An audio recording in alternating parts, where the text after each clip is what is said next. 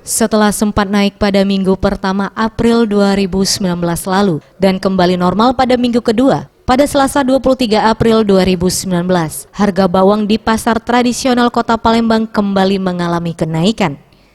Dijelaskan para pedagang, kenaikan sendiri telah terjadi sejak 1 pekan terakhir, di mana bawang merah yang biasanya dijual dengan harga normal Rp25.000 per kilogram, saat ini bahkan menyentuh angka Rp40.000 per kilogram atau naik 2 kali lipat. Selain bawang merah, harga bawang putih pun mengalami kenaikan hingga 2 kali lipat, di mana saat ini menyentuh angka Rp50.000 per kilogram, dari harga normal yakni Rp25 hingga Rp30.000 per kilogram. Dampak dari kenaikan harga bawang ini, para pedagang mengeluhkan sepinya pembeli dan banyak sisa bawang yang tidak terjual mulai rusak.